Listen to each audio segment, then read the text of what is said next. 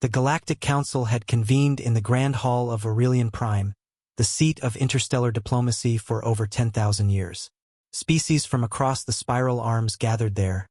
Scaled beings, chittering insectoids, creatures made of plasma and crystalline minds. The hall buzzed with unease as whispers spread about the newest petition for membership. A young clerk placed a slate on the central pedestal. The symbol etched upon it was crude by galactic standards, just a blue-green sphere with a faint crescent moon. But the name attached to it made the room fall silent. Designation: Earth, the clerk announced. The inhabitants call themselves humans. Counselor Zyvar of the Threxian Dominion leaned forward, mandibles clicking nervously. What is their true name? Every world has one. Every species a history. Find it. The clerk hesitated.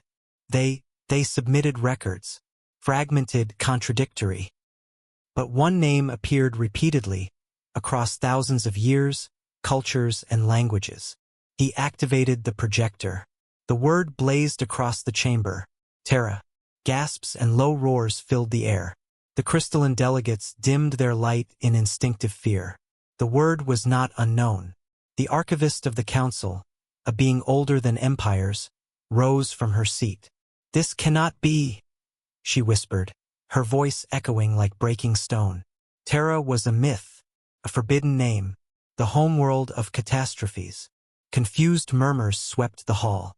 Not all species remembered the old legends, but the eldest races did. They knew what Terra meant. Long ago, civilizations that grew too fast, too arrogant, told stories of a cursed cradle world. A place where survival was forged not in harmony but in relentless struggle. A planet of shifting climates, lethal predators, and endless wars. Species raised there would not grow gentle or balanced, they would grow dangerous. Terra was said to have birthed monsters that once roamed the galaxy, unstoppable until they vanished into myth. Now, a species had come forward, casually naming themselves children of that very place. Ambassador Morgan, the lone human in the chamber, stood calmly in her dark uniform. "Counselors," she said, "my people only seek peaceful entry into the galactic community." Her voice was steady, but the silence that followed was heavy. The counselors did not hear her words. They heard the ghosts of every destroyed empire that had once whispered Terra. Counselor Vrak, whose people had survived 4 extermination wars, slammed a claw on the table. "Do you expect us to believe you are peaceful? Your world's gravity is higher than most death worlds. Your oceans breed predators larger than our warships. Your atmosphere spawns storms that could swallow our cities. And still, your species thrives. Tell me, human, how many wars did your kind fight before you left your cradle?" Morgan's eyes flickered with something unreadable. "Too many." "And how many did you win?" Vrak pressed. She did not look away. "All of them." The hall erupted into chaos. Some counselors shouted for immediate sanctions.